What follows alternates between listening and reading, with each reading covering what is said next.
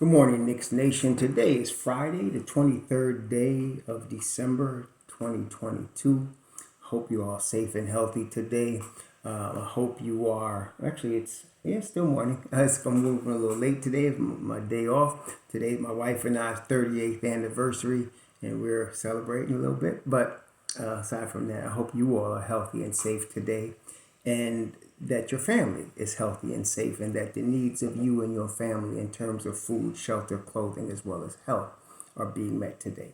Blessings upon those that work in the healthcare field, along with the first responders who every day are out here trying to save lives.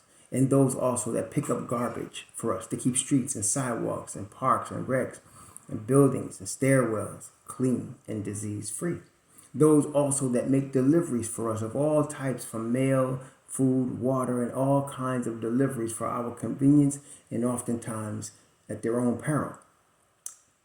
Double blessings on the people that are out here trying to help rescue, deliver, and recover the teenagers and the children that are the victims of child molestation and pedophilia. The victims also of pornography and child pornography, of prostitution and child prostitution. The victims also of human trafficking and sex slavery. And double curses on the perpetrators, double curses on the profiteers, double curses on those perverts who add to this industry, this heinous and disgusting and destroying industry.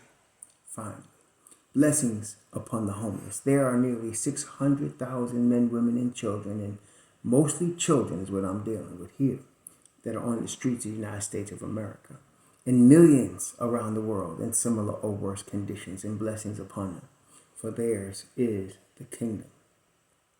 There's a scheduled basketball game tonight. The New York Knicks will be taking on the Chicago Bulls for the third time in about a week, the third time in a week, having swept them in Chicago.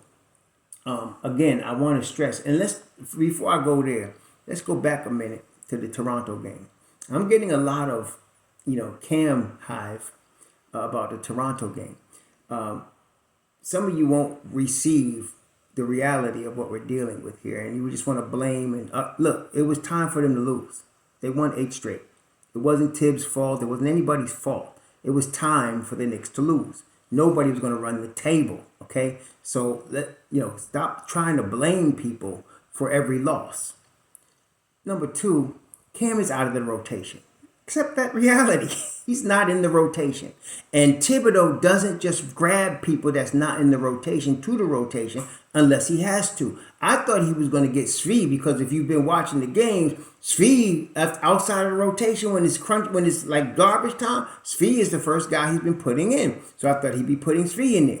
But I'm not surprised he went with Derrick Rose, because he trusts Derrick Rose, and him and Rose go back a long way. Other than that, you're not going to see them cats play. He will go with his 8 guys or 9 guys if he needs to. Okay? That's how it is. Accept that. And stop trying to argue and beat your head up against the wall because Tibbs don't coach the way you want him to coach. He's been very successful doing what he does. Okay? We just won 8 straight games. We're 8-2 in our last 10. Let's just go with that. Okay? Cam is out the rotation. The young man's talent is undeniable. The young man's talent is tantalizing. There's no doubt. But this is his 4th season. 4th season. Okay? He ain't a rookie. He ain't a second. This is his 4th year. If he ain't shown it yet, it's only on him. Okay? It's not on Tibbs. It's not on the Knicks. It's not on the Hawks. It's on Cam. Okay? So Cam's got to show himself and ball out. The Knicks can ready give him an opportunity because they're going to trade him. And whoever he goes to is going to make an investment in him. And just like the Knicks did for this short time, somebody else is going to make an investment in him. He has to be injury-free, and he's got to ball out. Now, someone did a video about a week and a half ago, very good video, showing the Knicks defensive breakdowns. And I was even shocked at the amount of boneheaded defensive plays that Cam Reddish did. It was like, my eyes open, because you see his length. And you see his athleticism, and you see his on-ball defense, and you're like, really, this kid could play, right? And I believe that. But in terms of scheme, in terms of defensive IQ, he was terribly lacking. This dude, I forgot who the dude was, but whoever you are, you know who I'm talking about. I commented on his thing. I said, this was very well done because he broke down why Cam is sitting. Some of you can't see it because you don't look at it that closely. And that's what Tibbs is always telling the media. He's like, you guys look at certain things, little highlights and snippets. He said, I look at the whole game. I'm looking at all of the stats. I'm looking at everything. And he is. That's why Cam is out of the rotation. Okay, not saying he's not talented, but just because everybody wanted him because we were shorthanded on two, Tibbs ain't gonna just pull him out like that. It ain't gonna happen. Okay, it's over. Okay, that's I guess what I'm saying. The Cam experiment, it's over. He has to move on. All right, we all good. And as far as guarding Siakam and his 52 points, listen, they lost 6 straight. Siakam is an all NBA player.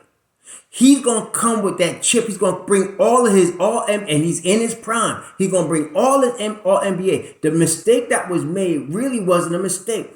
For all of y'all talking about he don't make adjustments, he had Randall mostly guarding Siakam, and it was obvious Randall could not guard him, and that's not Julius' fault. Siakam was really good. But then when he switched and put Mitch Rob on him, that faucet was stopped during the time Mitch Rob was on him. But then Mitch Rob got kicked in the nuts. What you want? So he had to sit. Okay? I'm looking at the schedule. And it's interesting. I did not know this until I looked at the schedule. But the Knicks are going to be playing Toronto at least 3 more times in the very near future. Like, they play Toronto on January 6th, a week from, when is this? A week from next week. In 2 weeks, they play them on January 6th. Wait, before that, they play them on January 6th. Then they play them again on January 16th. Then they play them again on January 22nd. So we got in January, we played them 3 more times. And I like that he had Mitch Rob on Siakam. And the reason I like that, aside from the obvious that Mitch Rob put the clamp on him, it was the length of Mitch Rob that bothered him. Siakam is quick, but Mitch Rob is quick enough to stay with him. Mitch Rob can't stay with everybody, like we saw when he tried to guard Benedict Mathurin. That was too much for him, right? But Benedict Mathurin is too much for a lot of people. But Mitch Rob could stay with Siakam. He showed that. His length bothered Siakam. Because Siakam's strength, one of his strengths is his length. But Mitch Rob can handle that. That was good. And then the fact is that Toronto, even at full strength, their 5 spot is Precious Achiuwa. They don't have at their 5 spot somebody like a Joker or somebody like that, somebody that you really need to put Mitch Rob in there because you need somebody to guard him. They got Thaddeus Young, Ken Burch, Chris Roche, Christian Clark. In other words, what I'm saying is Julius Randle could guard all them. Okay, Julius Randle could guard all them. Or Scotty Barnes, who can't shoot. Scotty Barnes is still developing. I still liked him, the best in that draft class. I wanted him. And you can see he was a Rookie of the Year last year. But there is such a thing as a sophomore slump, and he's suffering that a little bit this year. But Julius could guard Scotty Barnes. So I think, in fact, I've seen Tibbs make that adjustment, and you can expect the next 3 times we guard them, Mitch Rob will come out guarding that brother. And it's not going to be like that. See? So that whole thing about, his 52 and we can't, come on, y'all, stop. This is the league, man. Dudes go off. That's what happens, okay? And so I think we'll be in good shape with them going forward. But it was just time for them to lose. You won 8th Street. You ain't going to run the table, okay? It can happen anytime. It could have been Detroit. It could have been Toronto. It could have been Philly. It could be Chicago. Anybody could win on any given night. Y'all got to accept that. And it ain't always somebody's fault. You could do something about it. It is what it is. Okay, that one you just throw away. Now we got Chicago tonight. Now look, Chicago is going to be out for revenge. First of all, they just won 2 straight games. They beat Miami at Miami, and then they beat Atlanta in Atlanta. They held Miami to 103 points, which is not a great feat, even though Miami has elite shooting. They have been known to be the gang that can't shoot straight. That's been their history a long time, no matter who they got. And that's why Pat Riley focused on making sure he locked down a Tyler Hero and he locked down a Duncan Robinson and he got that other kid. But even they could be thrown off at times. Tyler Hero is probably the best shooter of all of them. And he's probably the best player of all of them. But you could lock down a Duncan Robinson and you could lock down that other dude. I forgot his name. You could lock them down.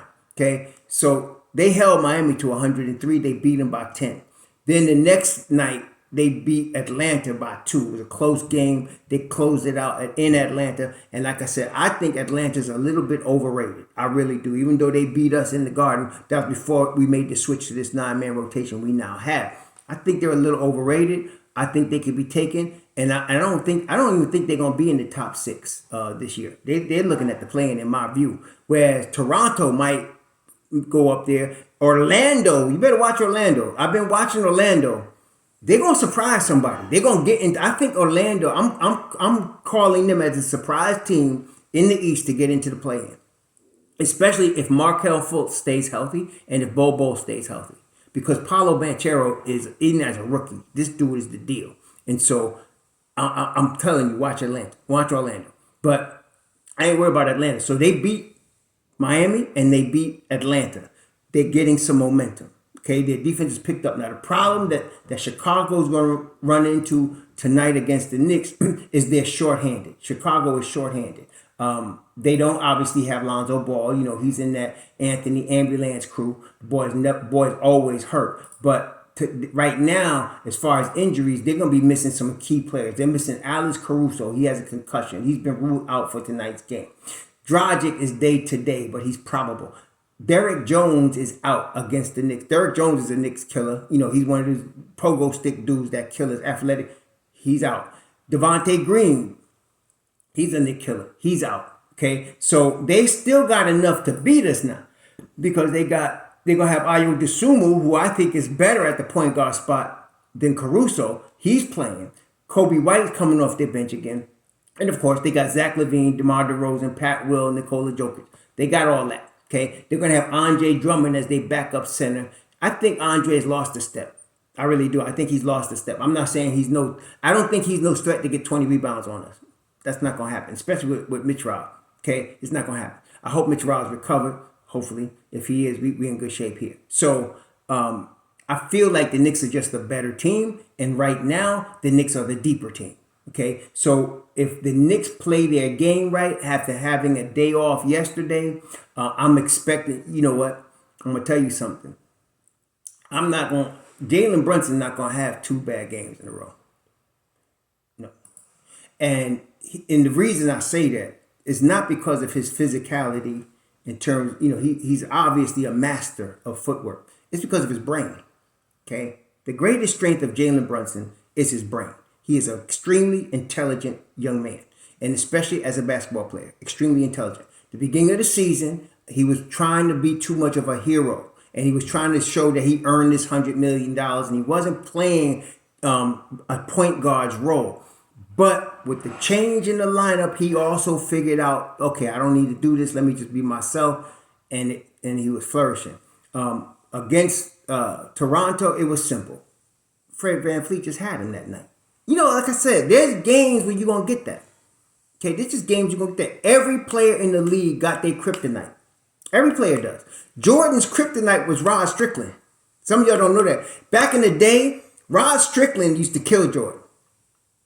And that was about the only player that I saw that it seemed like Jordan couldn't get in his head. He got in Jordan's head. I don't know why, but it was Rod Strickland. Okay, and every player has that guy that when you go up against, because this is the league, so everybody's really good. So everybody has that kryptonite. Well, Fred VanVleet was kryptonite for Jalen Brunson. I mean, it's just simple as that. Okay, I'm not saying he'll always best Brunson. Brunson's got to learn to play smarter against him, and I feel like that's going to happen the next time we meet. And that brings me to tonight. I see Jalen Brunson, because of this game he had Wednesday night, he's going to take his frustrations out on poor Ayo Dosunmu. So I'm looking for a bounce back game from Jalen. Julius just has to remain steady and not argue with the refs. Period. If he could do that, we're going to be really good tonight. Mitch Rob, you know, listen, he got kicked in the nuts. What you going to do? You know, dude punch you in the nuts. What you going to do, man? You know, you get punched in the nuts, what you going to do? You down. So hopefully he's recovered and he's good to go forward, okay?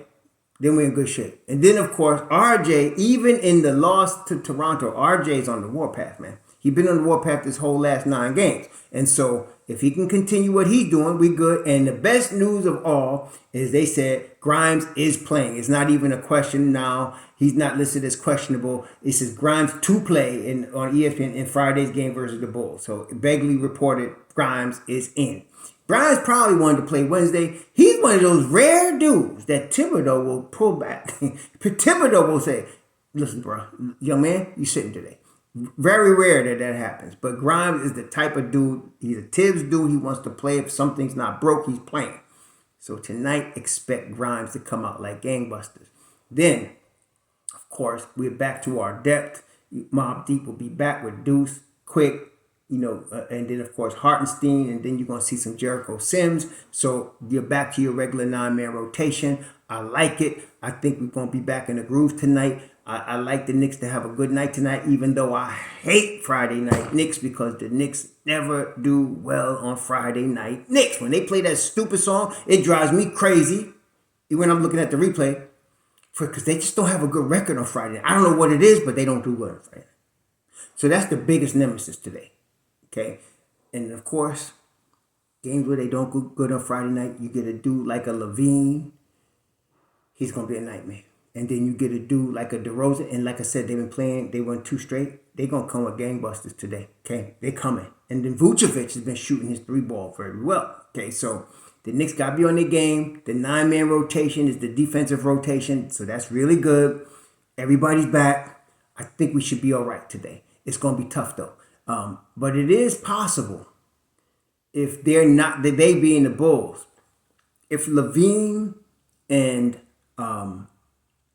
Levine and Vucevic are not hitting their threes. If they're not hitting their threes today, the Knicks could blow these guys out.